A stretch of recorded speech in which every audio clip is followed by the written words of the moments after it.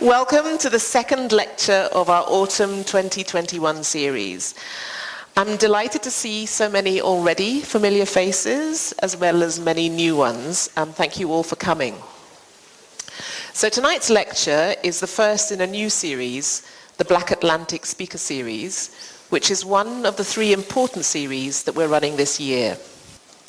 The phrase Black Atlantic belongs, if that's the right word, to the Black British sociologist Paul Gilroy, who used it to describe a culture that is not specifically African, African American, or Black British, but one that is simultaneously all three. What was interesting for me when thinking about the speakers that the AFI would bring to Accra in its first year of public events was to bring people, architects, artists, urbanists, whose work would carry the incredible depth and breadth of contemporary explorations in architecture and its related disciplines. This is only the second of many planned lectures this year, but it's important that each lecture or event stimulates discussion and the imagination, which for me is the most important and powerful tool that we possess. So one way to think about these talks is to think about them as stimuli in the best and most profound way possible. Yes, there's wine and there's networking and so on, but the real test of a lecture is not in the here and now, it's in its aftermath. I still remember the first time I heard Lex speak. It was in Munich in 2018 at the outstanding African Mobilities exhibition, described by the curator, the South African Informal, as more than a simple architectural exhibition. African Mobilities is a laboratory that aims at producing new alternative practices, knowledges, and subjects. It goes beyond the boundaries of the museum, and it invites creatives from diverse backgrounds, such as the Nigerian writer Wale Lawal, New York-based Nigerian-American artist Olalekan Jeyifous, and the Ugandan architect Dorina Dengo. There were two questions put on the table at the event in Munich, which still resonate. What does it mean to produce new knowledge? And what is the contribution of Africans to that process? On Monday this week, I had the pleasure of having dinner with the Ghanaian British filmmakers John Akomfra and Lena Gopal. Afterwards, I read an article in the New York Times on John's work. And I won't go into the detail of the article, but it begins with an observation by the filmmaker Arthur Jaffa that one way to read Akomfra is as a filmmaker who brings order to life's chaos by taking the lessons of history and applying them in radically new contexts. The phrase bringing to order resonates with most architects because that's essentially what architects do, or they try to do. But it also resonates very powerfully when we consider Olalekan's work. And I would like to try and explain what I mean by that a little more clearly. At the AFI in general, we are interested in how African architects produce new knowledge. We insist on a broad and expansive reading of the term African, not a narrow or racial definition, but a cultural definition, informed by history, ancestry, and geography, of course, but not limited by those categories. Olalekan is someone who resists categorization, both as a person of mixed, dual, hybrid, and multiple identities, and as a practitioner who slips in and out of multiple disciplines. He studied architecture at one of the top schools of architecture in the US, Cornell University. He makes installations and projects that force us to confront the past, and he visualizes contemporary urbanity in new, sometimes disturbing and provocative ways. He is very firmly a both and, not a neither or character. And as our ops manager said yesterday when he picked him up from the airport, I just ran into a cross between Will.i.am and Wyclef. To come back to Paul Gilroy's term for a moment, the Black Atlantic, perhaps the main reason I find it so interesting is because, like Jeyifous himself, it points to a culture that exists beyond the nation state, beyond borders and boundaries, held together in this specific case by the transatlantic slave trade and the histories, geographies, and languages it produced. Like Akomfra, his work goes beyond the lazy definitions that we often apply to work that unsettles us. Is it architecture? Is it art? Is it film? Is it narrative? The point, as ever, is it is all of those things simultaneously. We interpret work according to existing definitions, mostly derived from 19th century European culture, most of which correspond to realities that no longer exist. Marx said it so well. So I would like to end this short introduction by opening the floor to our very first Black Atlantic citizen, the change maker, Olalekan Jeyifous. Thank you. Thank you very much, Leslie, for that dazzling introduction. And I want to thank all of you for being here tonight. Now, in terms of, Leslie's introduction, I've been thinking about my work. I continuously evaluate my work and kind of think through my process, and thinking of sort of the labels and definitions and the way I've been operating. And so Afrofuturism has been a kind of term applied to my work quite frequently, and I think it's serviceable, and I think it's useful in terms of kind of an introduction, right? A lot of my work is speculative, and it's about reimagining contemporary social, political, environmental, cultural realities.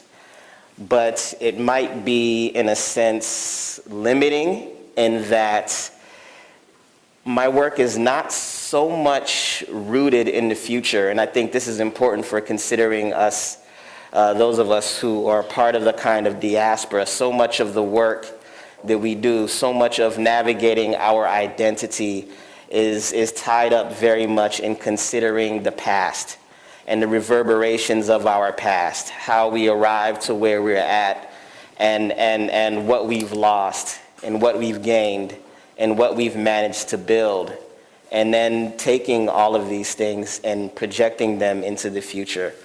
So for the first time, I have a kind of working title, Afro-Surrealist Co/Atemporal Fictions. Normally it's been speculative urban fictions, right? But the reality is some of my work is not necessarily rooted in the future. It's rooted in alternative realities, or it combines multiple points throughout time, right, in order to investigate certain issues, which is the co-temporal, and an alternative would be the atemporal. And Afro-Surrealist considers the idea that dystopic realities have been visited upon those of us who are part of, this African experience throughout the diaspora and the continents. A lot of the science fiction that you see reimagines things that we've already experienced as a function of our evolution. And so a place that I really love to begin is with my architectural thesis, which was done at Cornell University in the year 2000. And it was called the Abiku phenomenon, right? And so I like to begin here because I think it captures my work that I've been doing throughout the breadth of my entire career and still ongoing in two very distinct ways. The first is kind of the esoteric, deeply personal, conceptual narratives that I deploy, right? In terms of, how I develop the work that I'm producing and the things that I like to investigate and incorporate. And the other aspect is just simply in my creative output. I am someone who slips between the analog and digital conventions of architectural representation. So drawing, sketching, note-taking, collage, but photo montage, 3D modeling, VR experiences, experimental animation. These are all kind of processes that I incorporate in order to articulate my ideas. And they all really began here with the thesis, Abiku phenomenon. So this was an architectural thesis at Cornell University in the year 2000. I did not come up with a building per se, but I used this important Yoruba belief around the abiku as a means of architectural form making, and also as a means of articulating the kind of political social evolution of Nigeria, right? From gaining independence through its sort of post-colonial, evolution. And so the first thing to note about the abiku is to understand the Yoruba belief is that life itself is this recurring inhabitants of three specific realms, which is the ancestral realm, the unborn, and the living.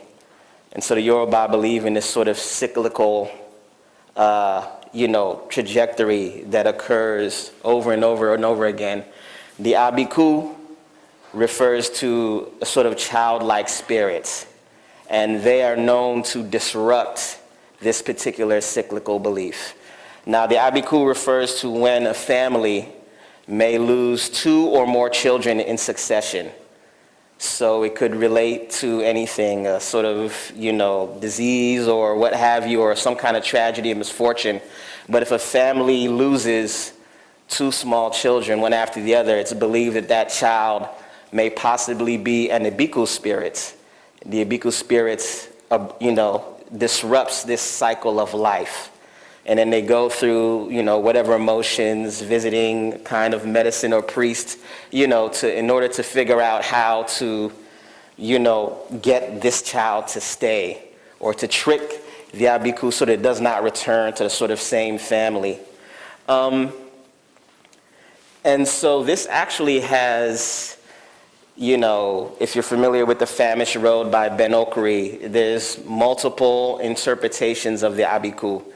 Ben Okri uses it more as a kind of way of navigating between the mythical, the cosmological, the fantasy, and the contemporary and the modern, right?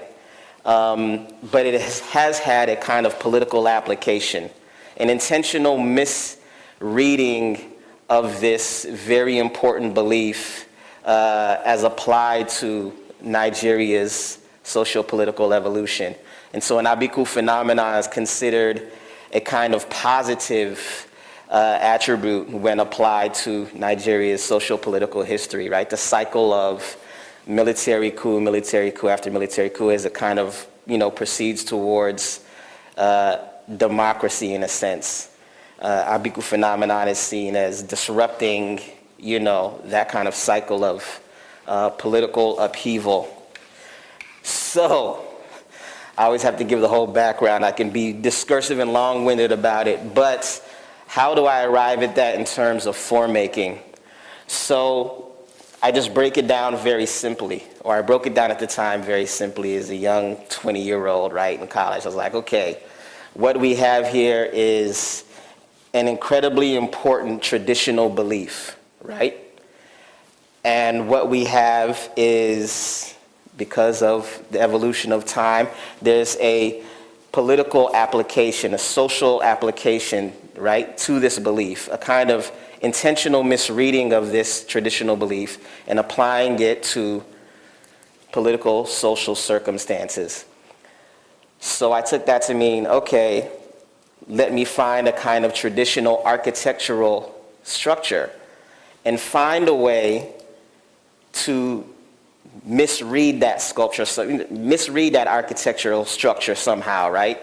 And think of how I might create new forms from it. So I found a Oba's Palace, a King's Palace in Lagos, and I built a 3D model based off of plans and sections.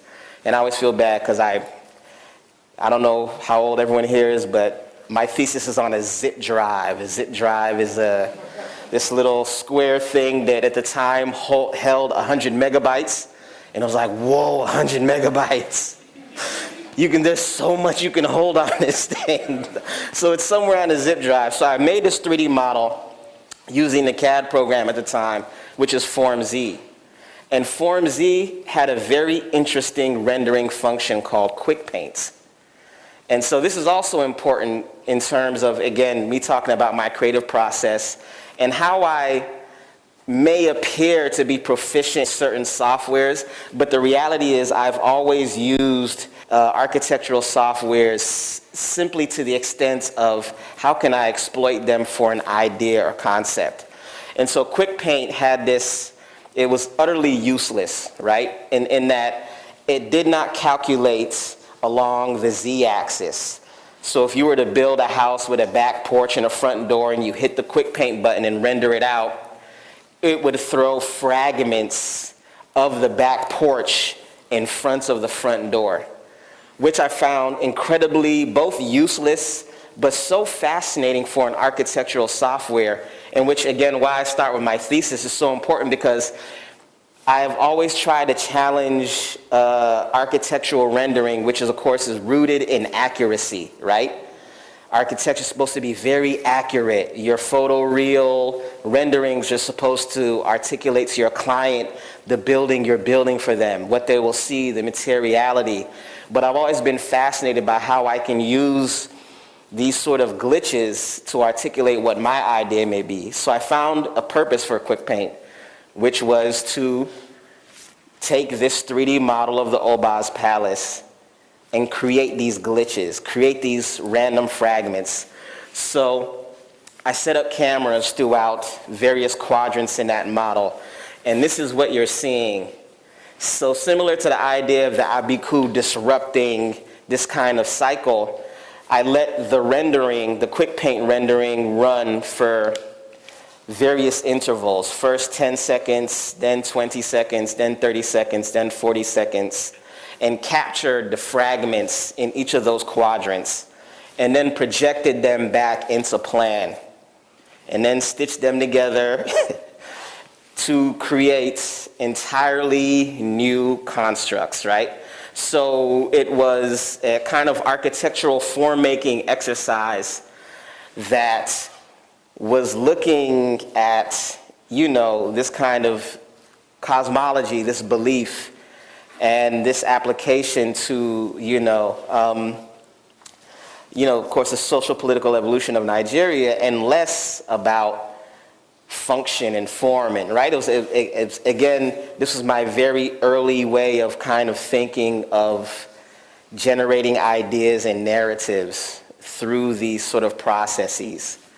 And so, and again, these are 3D models out of QuickPaint, but you can see the kind of busyness as I'm figuring out how to take perspective and project back into plans. So these are, you're looking at images of trace paper, yellow trace paper overlaid over, these little fragments, and then projected back into these different sort of planimetric drawings. So that set the stage for me deciding, coming out of this architectural education, graduating, and deciding very early on that I really loved and appreciated the immediacy of a kind of more artistic trajectory for me to realize the ideas that I'm exploring, right? So this is moving ahead to a solo exhibit in 2016, Not My Business, that was held at a gallery in London called 50 Goldburn. And again, coming off of the Abiku phenomenon, I'm still working in a way that's sort of deeply personal to me, right? So at the time of this exhibit, I had not been back. I was born in Nigeria, and I lived there till I was around 6.5, 7 years old. But I had not returned to Nigeria until maybe 6 years ago, right? So much of my life been completely removed. Not My Business is a poem by a Nigerian poet and dramatist and critic, Ni Osundare. And it looks at, a kind of building fascism in a country. First they came for the leftists, then they came for so-and-so, and the poet, the author, the protagonist is not speaking up as, military forces come for his or her neighbors over time until they come for this person, right? It's not my business. But also in terms of that thematic, I'm thinking of, being so removed from the continents, right? Is it my place to speak on matters? Is it my place to, for instance, when I'd done my thesis, one of my thesis advisors was, you're so removed from this. This is such a strange clinical way of looking at these concepts. Why don't you just pick some African statues or Ife statues and design a museum for them, right? So it's kind of like this sort of perception of whether you can engage with this material, right? And in the West, there's a weird remove from, a lot of the stolen sculptures, right? And the way they're presented, where a lot of these sculptures are deeply connected to ritual, to the everyday, to experience, right? And so I was like, I didn't want to do that. But for this series, I created, a handful of these hand-cut black cardstock collages and a series of these kind of architectural maquettes that are a blend of my fascination and interest with a lot of the sort of post-colonial state architecture of Nigeria being this kind of modernist, right? So this sort of nation building or way of, the civic architecture, not only of Nigeria, a lot of West Africa is this very modernist architecture. Along with my memories and experiences with the sort of, blend of informal market culture, right? And fusing that with this sort of modernist, brutalist aesthetic, the architectural folly, right? And creating a series of these meditations on these different things that I remember as a child, or that I've read about, or that I've, been familiar in different ways. Combining them in kind of a surreal, almost absurdist way, right? So we have, for instance, the strike workers, carrying bags of cement, held aloft this sort of like large tower structure. Noyde Drive, the sort of minibus connected with an architectural sculpture. Thinking, of course, of the sort of oil economy of Nigeria. And then Onions Are My Husband, thinking about the market women. It's actually based on a book actually around Kumasi market women as well, thinking of the relationship of, African market women to kind of gaining, independence from the colonialist empire. So just a series of these, quirky little reimaginings of, my experiences and again, memories with these spaces like the Okada with a government block, the staff school that I attended in Ife when I was a kid, and mobile market and the generators. And so just a variety of combining a mix of like my memories and interpretations of these different institutions and spaces. And so here as well, a series of, sculptures. And these are, roughly about this size. So again, these I had been considering for a while kind of atemporal relics because they combine,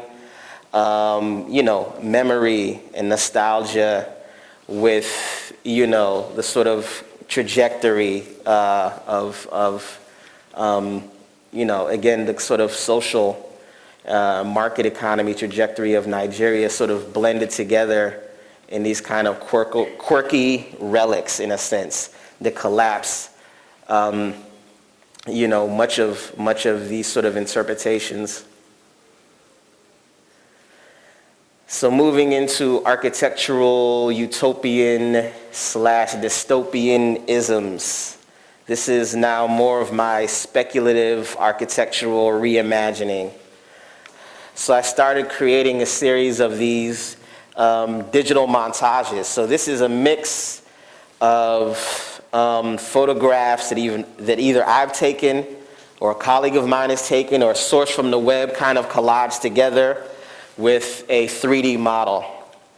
And then, blend of photoshopping various, elements into the work.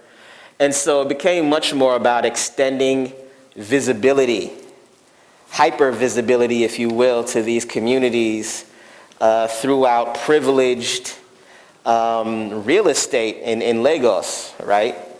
And really the idea of, these slums which are seen as eyesores or an embarrassment, now really growing up out of their own spaces and beginning to take over the city landscape, the city aerial.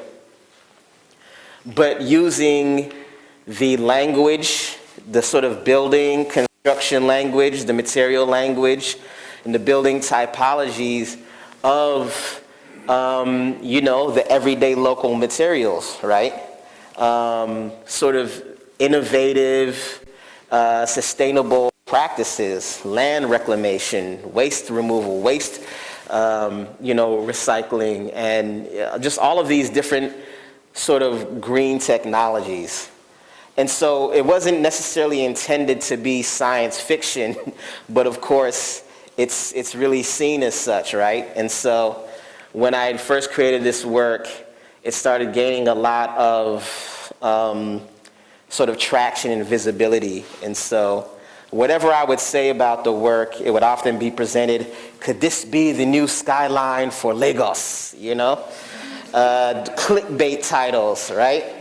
And so I got my first experience of receiving tons and tons of negative hate, emails and DMs from folks, right? Because of this work, it was like, what is this? This isn't, so when I gave a talk in Lagos, and I'll get to that as well, because as Leslie mentioned, that was part of the African Mobilities exhibit that I was part of, which was to really show this work, in Lagos, to the University of Lagos, to architectural students right there on the ground, and actually have a conversation about, what I'm creating. But again, sci-fi in a sense, for me was at the heart of this, but also simultaneously incidental. In addition to extending visibility to these communities and thinking of creating these settlements at the scale of massive corporate developments, I was also interested in a kind of language that challenged, Western architectural utopianism and science fiction, and the idea that the West, this is the domain of the West, that futurity and advancements has to look like these glass, steel, pristine, monochromatic, the way the public imagination has really looked at science fiction and considered what is sci-fi, what is advanced sci-fi, right? It's often sterile, it's often devoid of a kind of connection to community and to culture. And a lot of sci-fi narratives say that's necessary, right? Say that in order to solve all of our differences and the ills, right? That's a direction that a lot of sci-fi, Western sci-fi goes in, is that things need to move towards more homogeneity so that we do not, kill each other because of our differences. And that's kind of and I find science fiction a kind of useful and satisfying, genre, particularly for architecture, for examining contemporary issues as well. But as I mentioned earlier, it's not just simply considering the future, it's considering the past and the present and the way all of those things reverberate. So in addition to those photo montages, these are stills from a experimental animation that I created as well, where I found, so the Eco-Atlantic developments, in a sense, I guess would be the antithesis of my Shanti Megastructures developments, because it's this sort of massive development that's turning, this build is kind of like the Dubai of Lagos, right? And it's, displaced Bar Beach communities and so forth, and all of these different sort of environmental issues around its creation. But I found a series of promotional videos for this Eco-Atlantic development. And so I grabbed every outtake I could grab, 2, 3 seconds, 4 seconds, 5 seconds, and then CGI photo montage my Shanti Megastructures into those spaces and into those scenes, and then uploaded them with the same kind of tag words, right? But now as a kind of guerrilla promotional video for Shanti Megastructures, so that when folks would search for Eco-Atlantic, they would see, this. They would see this here, right? This is the future as well. I was leaning into, is this the future of Lagos skyline? Why not? And we can talk about it later, right? Again, looking at the term Afro-surrealism more as opposed to Afrofuturism, is that I've through showing my work and through creating my work and constantly revisiting it and thinking about it, architecture is the medium. And sometimes the work that I'm developing is implausible. It's not supposed to be built. It's not supposed to even be the best thing. It's not supposed to be the direction. It's about, eliciting a kind of conversation and discourse. So the next iteration of this was the African Mobilities Mad Horse City. And that is where I collaborated with a writer from Lagos, Wale Lawal. He's the editor of The Republic magazine that is brilliant. It's just so many incredible essays and articles around just contemporary Nigeria and everything that's going on, right? And placing them into a kind of broader global context. So for this exhibit, which was curated by Dr. Mpo Matsipa, South African woman, she said, listen, we need to take your work and take it to Lagos, take it to Africa. And so there was a series of these workshops from all the different African and diasporic practitioners who were involved in this exhibit, where she had us go to the communities where we had been producing these kind of works and then engaging in these kind of one-to-one workshops. And the kind of idea was really that the sort of subtitle of African Mobilities is, this is not another refugee exhibit, right? So much of the work that you see that occurs on the continents is always sort of this top-down, almost patronizing, right, way of saying, NGO, I'm going to create a school, I'm going to create a hospital, I'm going to Africa to create all of these things, right? And so for Mpo, it's like more inventive, creative ways of engaging with the continents was important for her and important for these exhibits, right? Both in a pedagogical sense, but in a speculative sense. So there were a whole breadth of different types of work that engaged with the continent that we were showing on the continent. And so Wale and I told him about what Shanti Megastructures was about. And so I asked him, with very little direction, I just said, this is the world, this is how I see the various scenes. And I had him come up with 3 different story narratives. I said, the first one, I want to be in a kind of computer electronics market shop. You can do whatever you want. The second one, I want it to be in the kind of Lagos canal, the lagoon, on the water somehow.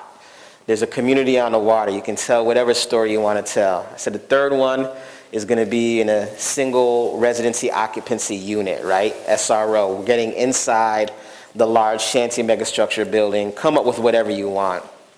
And he kind of leaned into the deeply dystopian for each of those. But it was really incredible because we held a screening under Falomo Bridge, and I also created, VR, 360 VR world, where you could really get a sense of how big the Shanti Megastructures are. Once you put on these headsets, you could really see, what was going on. So we did these 3 experimental animations in addition to VR. So here is the, and it was just, there was very little advertisement. We almost just set this up under the bridge, and anyone who was there just came and got to see these videos and really kind of experience this world. But these are a series of stills. So the first one with the kind of computer market space was offline. So he created this narrative about it's illegal for you to be offline. You have to be online all the time. So, when we came in here, we said, first thing we did when we came here was, what's the Wi-Fi password, right? In this world, you are logged in. You automatically have it. So getting offline is at a premium, right? So in this world, he had me create this sort of backspace here where you go to this computer marketplace, but you actually go to log off and don these masks, which you can fill with your psychedelic drug of choice. And you can get offline and you can just travel. So these are a series of stills. Each of these videos are around 5 minutes long. The next one was Ominirah, which in Yoruba means freedom. And so this was the one on the canal. And so he created an even further marginalized community from Shanti Megastructures. This community that was on a series of kind of like shipping containers on stilts, where all manner of kind of aquaponic, aeroponic farming can occur. And so this is the buka scene from that. And so it's about a father and his daughter, and they're kind of sneaking into an illegal fishery to fish, and what happens when they get captured. And then the final one is Dreamscape. And this is about a laborer, and this is his unit, Shagoni Gomez. This is about a laborer in the last 7 minutes of his life. So these are laborers that work for a huge multinational corporation, and their only respite, they work some 22 hours a day. The only respite is that each of their units is outfitted with an artificial, an AI computer that can allow them to exist in a dream for however long they want and go wherever they want to go within this dream space. And because of overpopulation, each laborer has a very finite lifetime. So this is the last 7 minutes of this laborer's life, where he takes a pill, he speaks to his AI, he selects a dreamscape, which he selects Mars, and to have Genesis from the Bible read in Yoruba, which we have in the film. And then as he ascends and travels up through Mars, the Bible is reading kind of Genesis before he fades away and kind of joins the stars. So this is evolution of Shanti Megastructures, now moving into the interior of this space in the community. So the next evolution of this then, after that dream world where, first we started with the architecture and what the architecture was saying about urban development. And then we moved into 3 narratives about the kind of community and the culture. And so now this is sort of open-ended exercise, the anarchonauts of chat MSS. And I'm considering that the governing ideology for the megastructures, chat SMS, is known as the chaotic anarcho-technocracy. So it takes the idea of the informal market culture and it makes it the prevailing governing ideology of how this world works. So I've become deeply fascinated now with, again, back to the Yabiku and my process of blending the digital and analog. I'm really fascinated about these kind of black and white, and when these have been produced, they've been Xeroxes, right? Pieced together, 8.5 by 11 Xeroxes that I've taped together and, slapped up on the street and so forth. But now very interested in what the community looks like on the ground and what happens when we're imagining, of course, a world of scarcity of resources, right? But also imbuing that blend of, innovation and that sort of scavenger aspect with these sort of science fiction technologies. So again, I'm still fascinated by challenging the Western notion of science fiction. So I'm looking at all of these different types of things, from fuel and energy and produce and food to, what transportation might look like in this world, right? How people might cobble together this is kind of a strange Okada hovercraft thing that fits 3 people, right? And it's funny because it's like preceded the whole COVID, but it became oddly prescient with the masks and the breathing apparatus.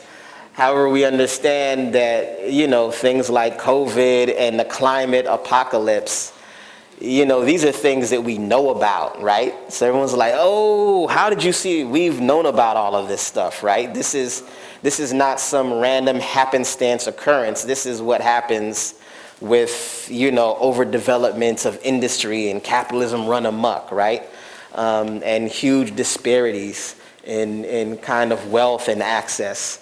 So again, thinking of these communities, thinking of lorry trucks outfitted with aeroponic, self-automated farms for growing produce, which then produces, clean air.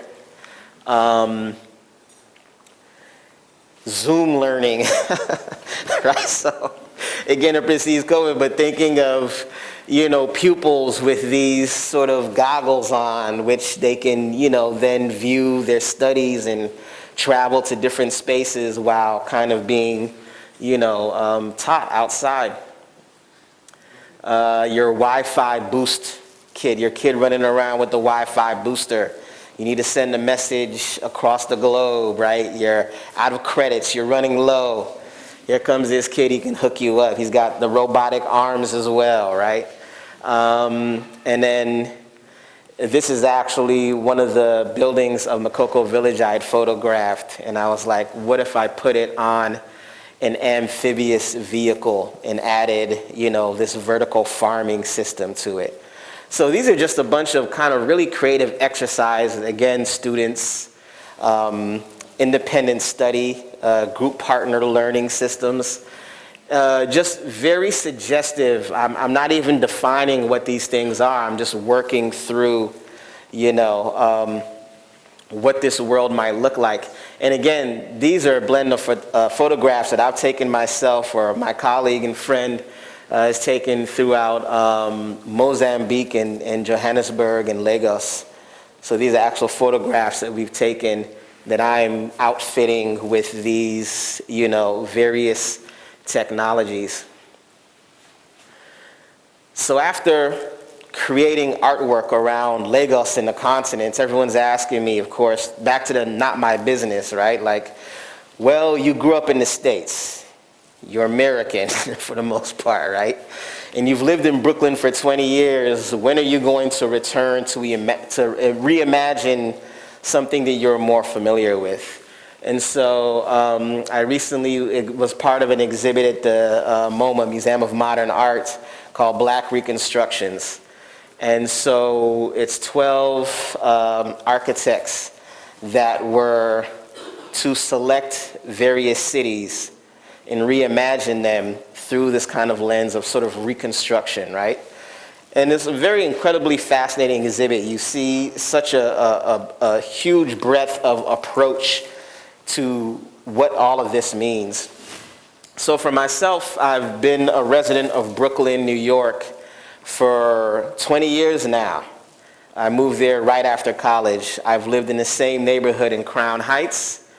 And so I wanted to imagine a kind of post-industrial, pre-gentrified Crown Heights, Brooklyn, responding to this, these various government mandates, that reflect on this climate crisis. So this is, in a sense, is what I mean about the idea of not necessarily being futuristic. This work, in my mind, takes place in like 1995, a kind of alternate future, right? Or an alternate past, present. We've known about the climate crisis and, gas emissions and the deleterious effects that all of these things have for a very long time. The reports came in the 60s and 70s. So I imagine what would Brooklyn look like if they responded to these reports. And it looks at the sort of political situation where, so much of these climate changes affect poorer communities, right, in a very negative way. They're supposed to. So the premise of this is that mobility, transportation of any kind, mass transportation, personal transportation, is severely curtailed, and everyone is allotted a certain amount of mobility credits. But these mobility credits still function through the free market.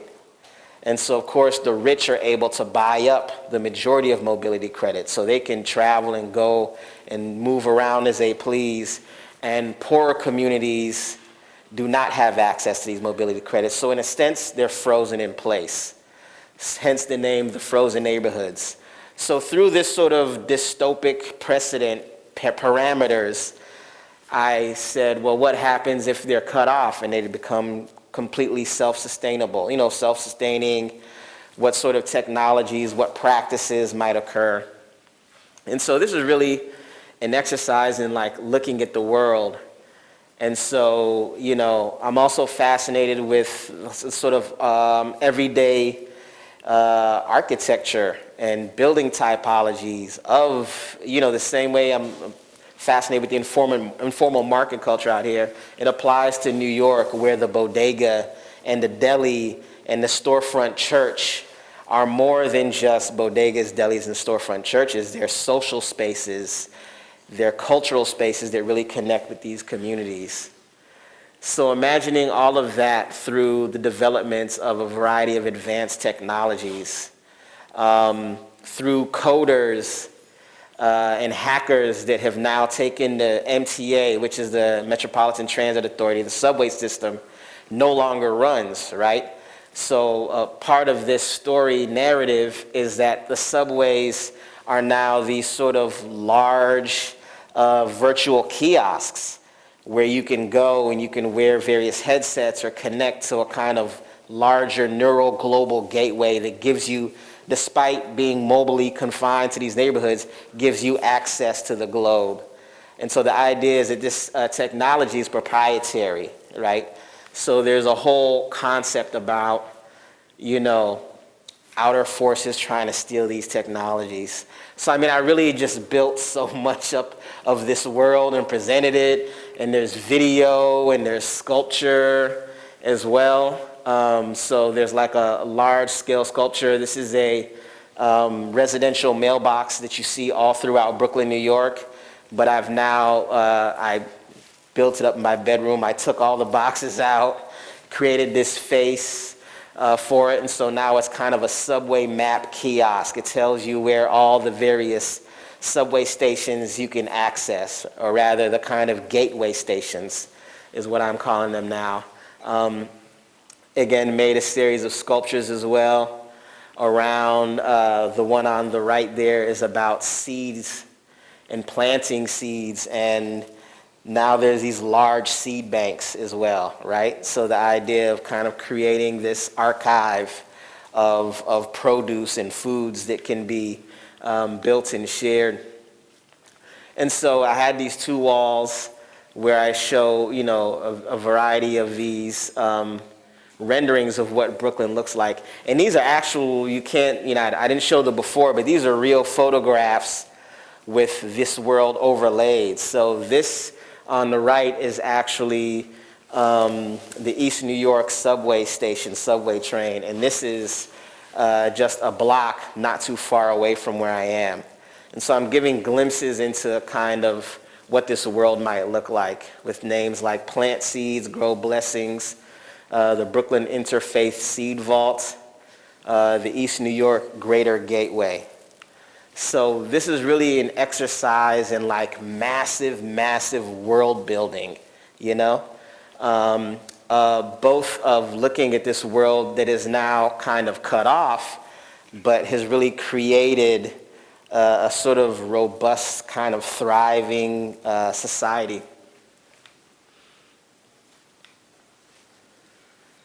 How are we doing on time? Okay, so this is a project that I'm collaborating with a friend and colleague, Dr. Brandy Summers. She teaches in the geography department in Berkeley.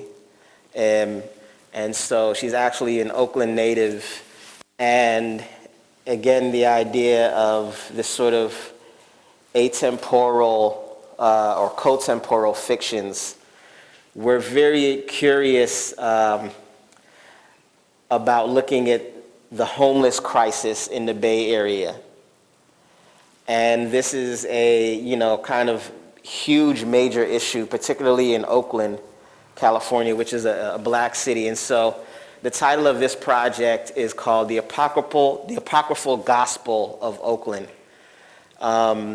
The Apocrypha from the Bible are these sort of unverified stories, right? So we're looking at these kind of political policy narratives that have put forth around this homeless crisis.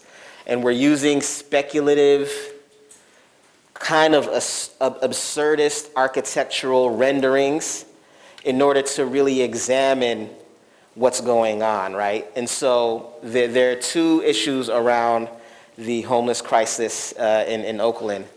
The first sort of issue, which is the myth, again, these false narratives put forth by city and state government. The first is that it's due to a lack of housing, which is not the case.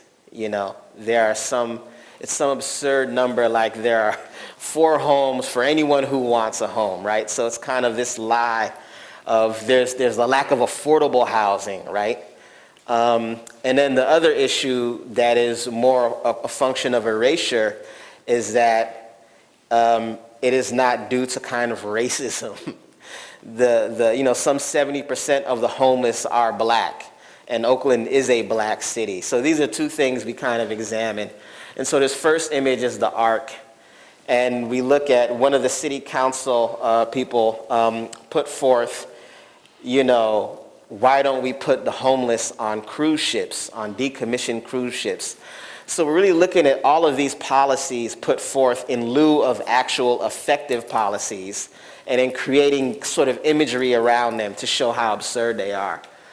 So cruise ships, of course, they have a completely different infrastructure than, Oakland has a huge shipping port, but it's a vastly different infrastructure than cruise ships, and it's built that way. So it's insane for so many reasons. So we've come up with the image of the Ark, of like this massive cruise ship just here to put forth to alleviate homelessness, but instead, in addition to a lot of the encampments that you have popping up in parking lots, you now have a massive cruise ship just sitting in the middle of this parking lot.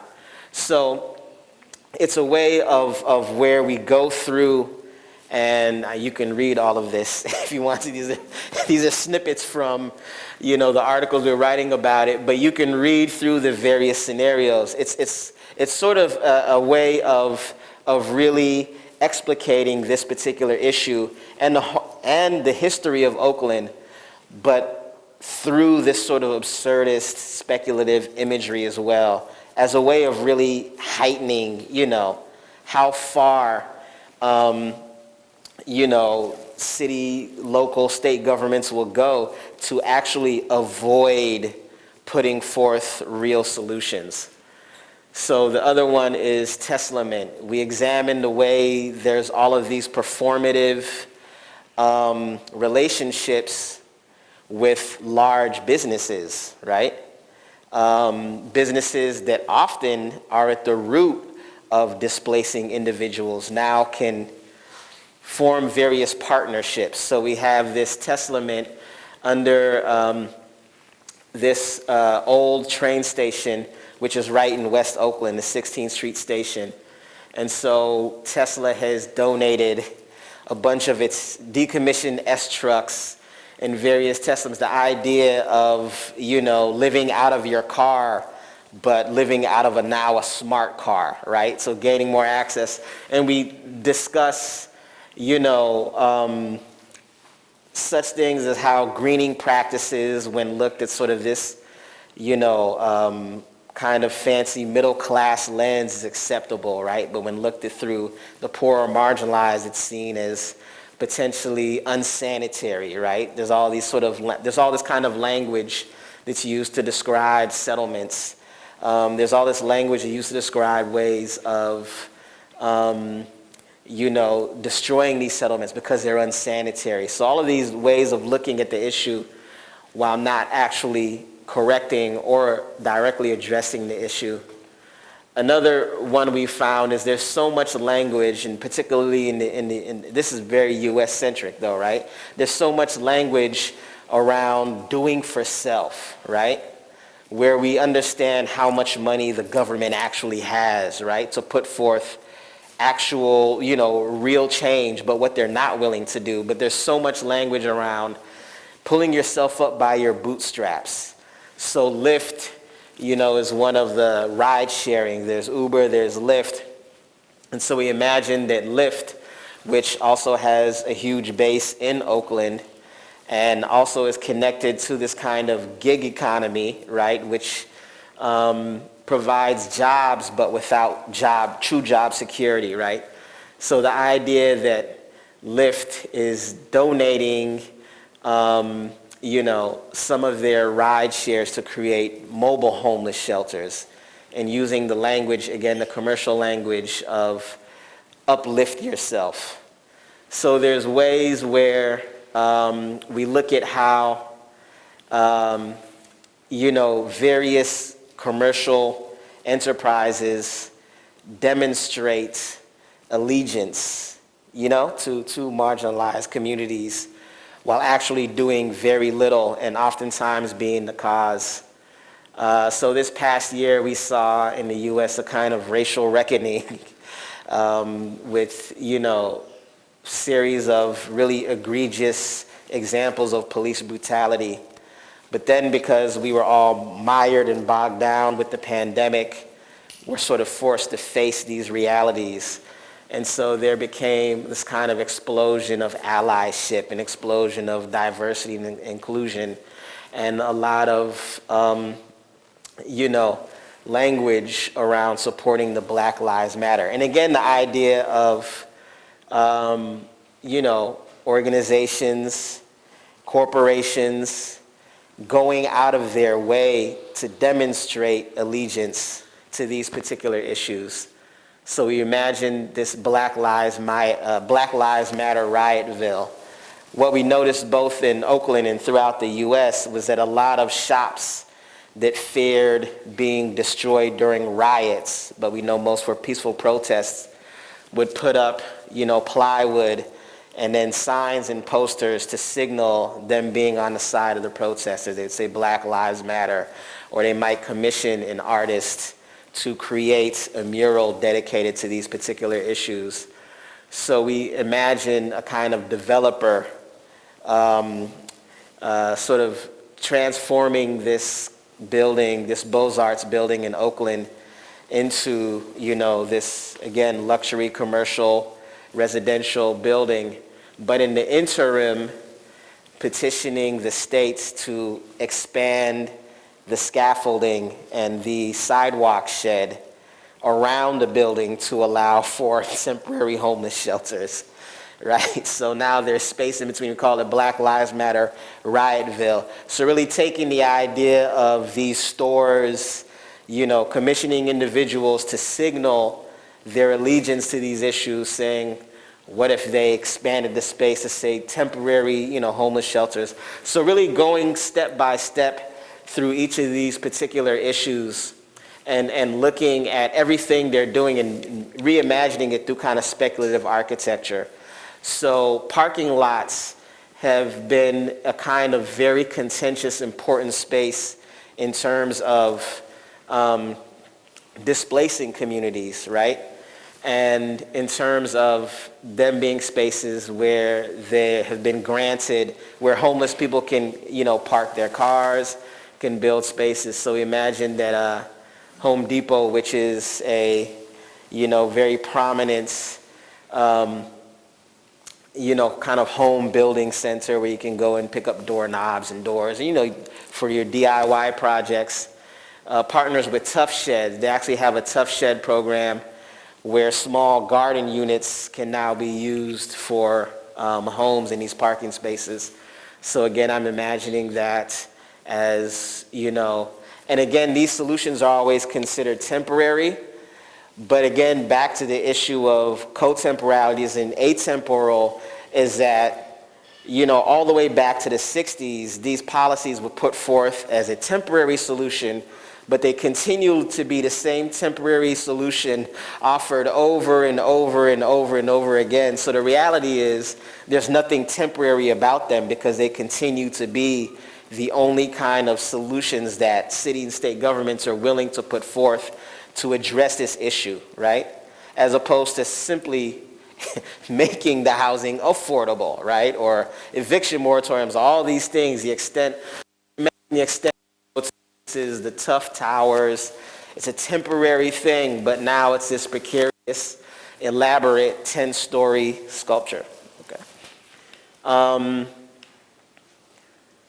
So I will go to, I guess, this last video, which is a collaboration again with Dr. Mpo Matsipa, Wale Lawal, the African Mobilities Project, but now looking at what we imagine as sort of petrotopia of the oil culture in the Niger Delta and its reverberations and its overlaps with the Atlantic slave trade, and with all of these different aspects that connect throughout the diaspora.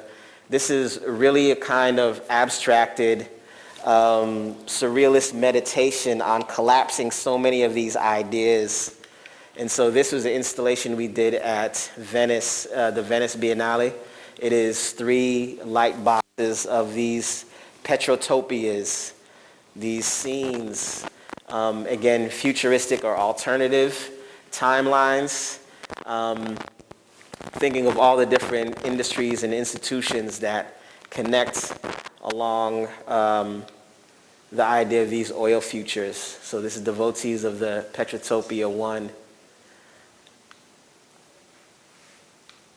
And accompanying this series, we just created this kind of sonic and oral landscape where we had various folks throughout the Niger Delta kind of record, the sounds of oil, the sounds of barrel, the sounds of the everyday, kind of lived experience of the Niger Delta, and paired it with this sort of abstracted kind of surreal experimental video that really travels throughout this kind of landscape.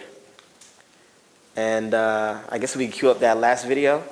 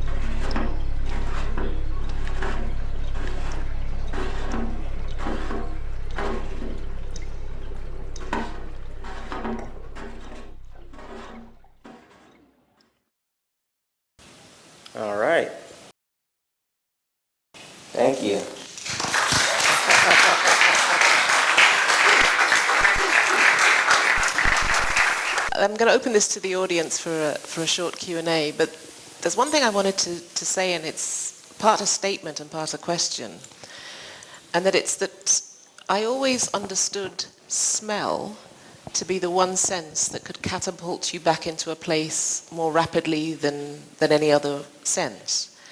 And I have to say that when I see your work, when I experience it, when I experience the films, but also when I see the imagery, there's something about your work that appears in my imagination almost like a smell, in that I pick up hints that catapult me back in time and place. So the soundtrack of a voice, the fragment of an image, the particular color of green, there are ways in which your work works as a kind of magnet to pull you back to something that you know, but that you don't often see out there, particularly in the architecture world. Can you say just a little bit about how your training as an architect allowed you to operate almost like a smellmeister, like someone who creates these sensory experiences? Yeah. No, that's a great question. My training, I think, starting with my thesis and having a sensibility for the analog and for drawing by hand and knowing how to draw a section and for knowing how to use line weight and these various things in order to convey what we understand, architects were conveying at the time, and applying that to the digital, meaning that I'm very intentional, very thoughtful, very careful about what I'm producing. And I had a conversation earlier today, and I was saying, I don't just render or I don't just make a 3D model and then hit the render button and say it's done.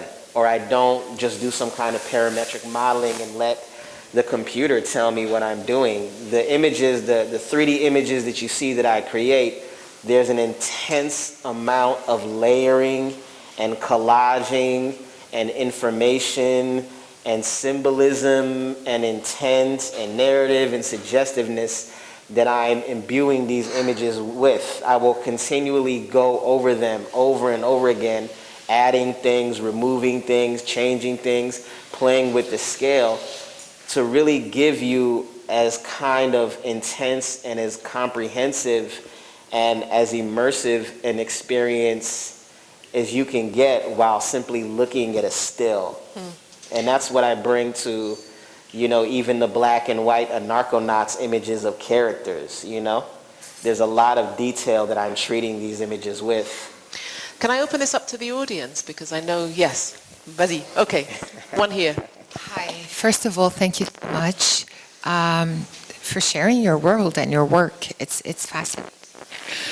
I mean, for me, it's been fascinating and a little bit frustrating because I'm getting part of the story, but the way I experienced it is, you mentioned world building, right? And the way I experienced it is that you're preparing for a comic book or a series or a movie, right? And so there's character building in there.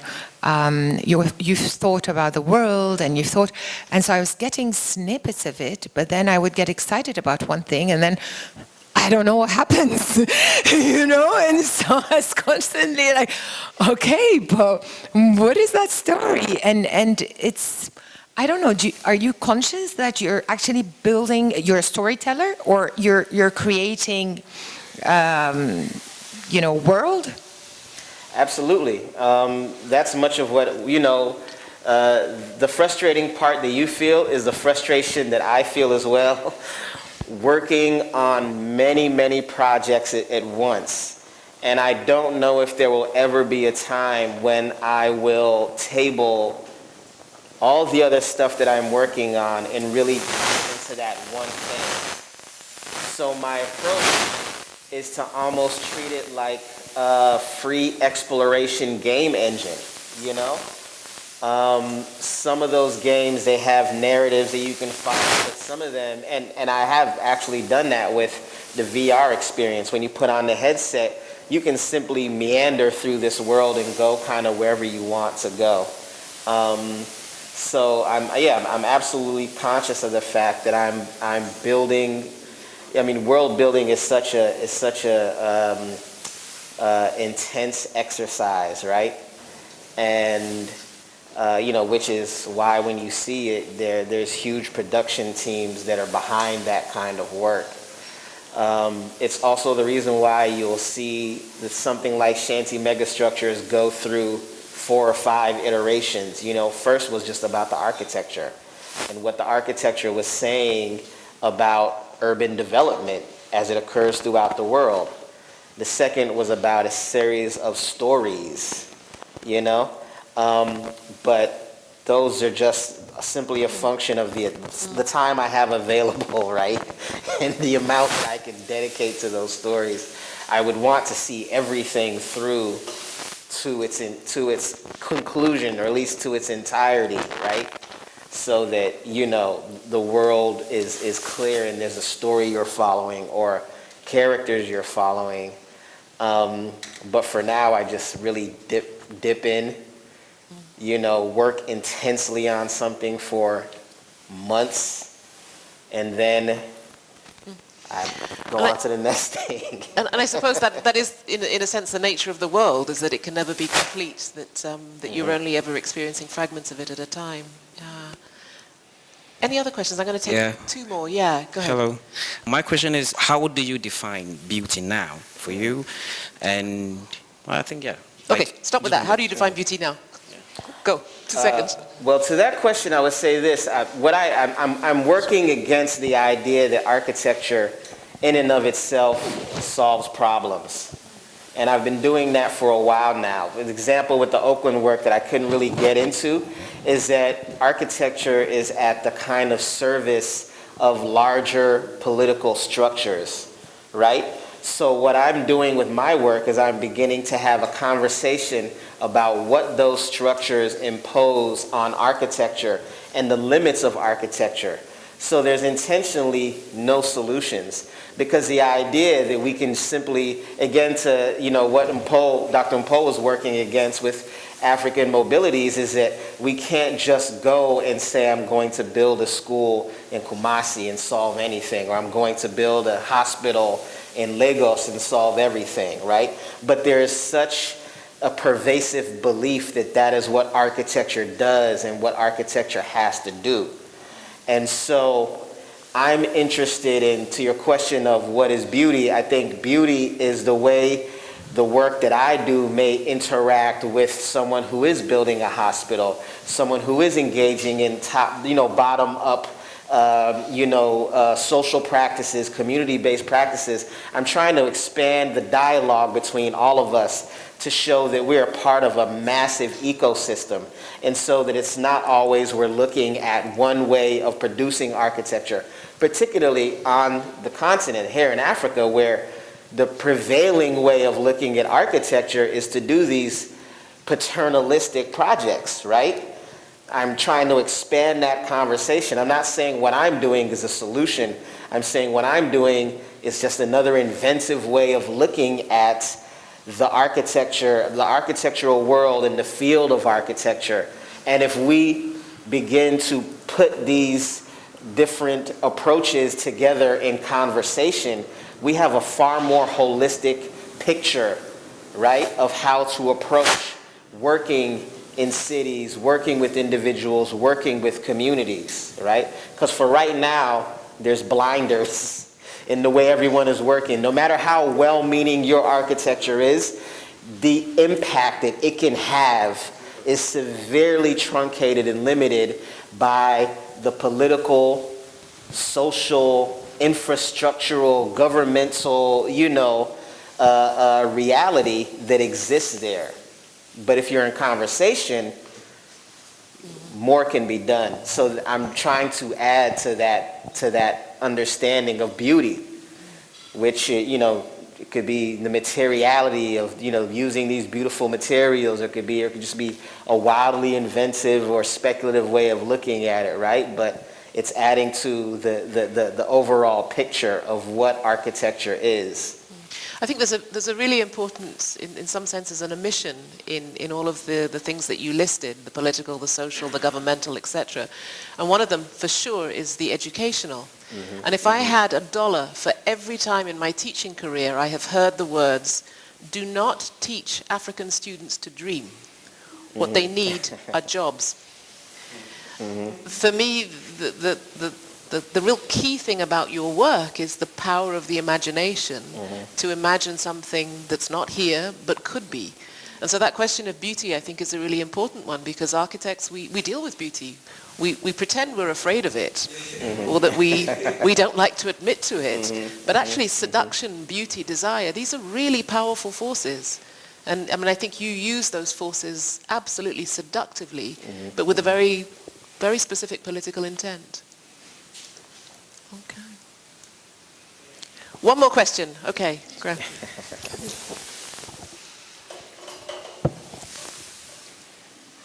Go ahead. Okay, so that last answer, it sheds light on something I was thinking, because it seems to me as if you're maintaining a very critical distance from traditional practice, and so perhaps you can reflect on that. But to my main question is, who are the people that you would say have had the most important influence on the work you do now? Who are some of the thinkers who have influenced the way you approach your work? Thank you. I'm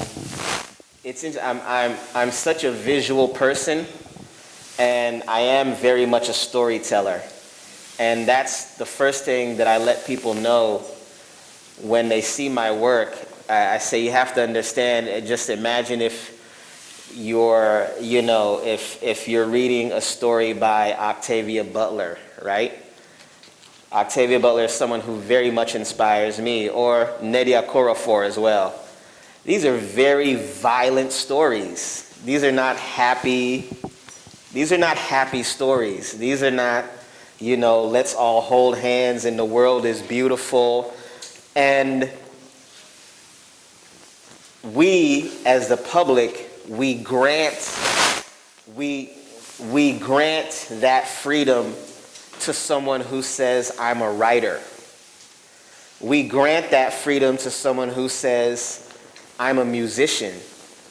If I was a punk rock musician, there would be no question about the value of what I'm creating and what I'm showing to you, right? You'd say, oh, this is anti-establishment, this is punk rock. You'd understand immediately.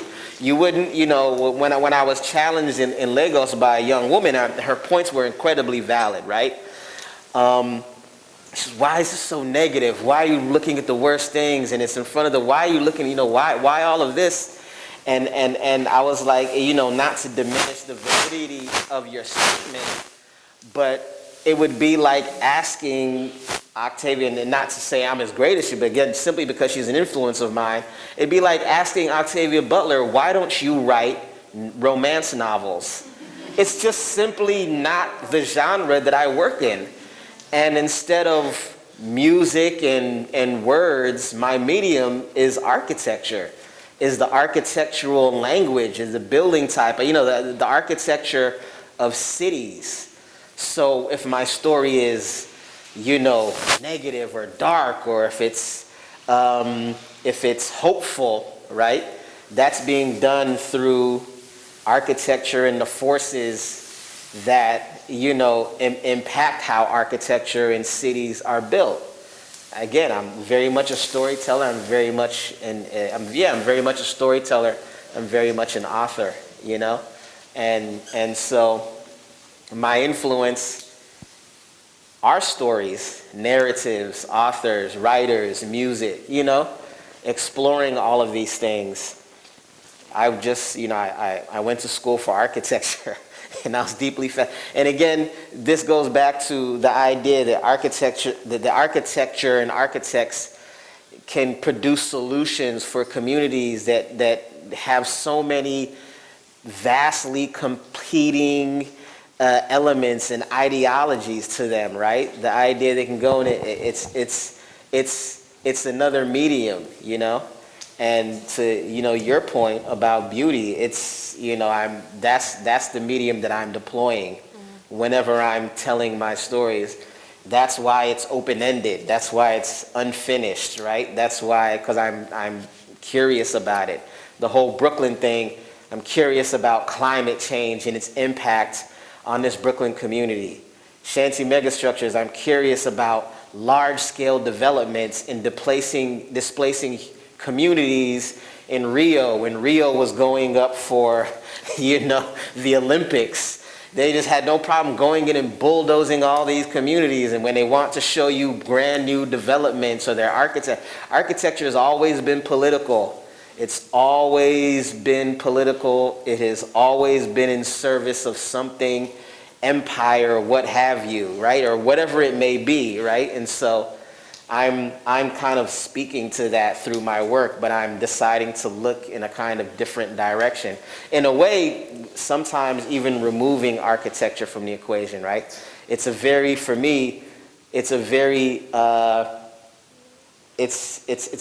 imperial thought process.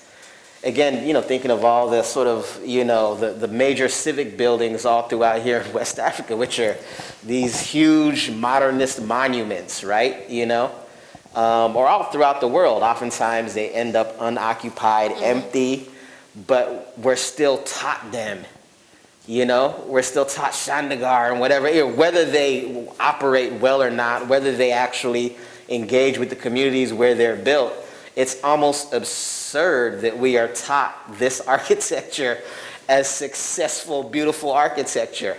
Nothing makes it successful or beautiful other than the fact that the West has decided that this aesthetic is transcendent and this architect has created, right? But it's not the metric that we use, that these communities that we live in use to determine, which is why, for me, the informal market, stall, the bodega is so much more deeply connected to the community and what the community needs and values, the storefront church. So for me, that is the architecture that becomes the architecture that should be preserved, that should be receiving, a heritage society stamp so that it does not get destroyed or bulldozed, more than, some building that has a fascinating classicist, classic cornice on it, right? So that's what I'm speaking to, in the kind of work that I'm producing. I mean, to close it off, I would say, and I don't remember who said it, but the term architect is protected in law. You cannot call yourself an architect if you haven't completed the training, if you haven't done the statutory exams and so on. But thank God the term architecture has no such legal protection. There are so many things that can be architecture, and I think this is an amazing example of that. So I want to say thank you to everybody for coming. Thank you to Lek for coming all the way from Brooklyn. It was not a short flight. Thank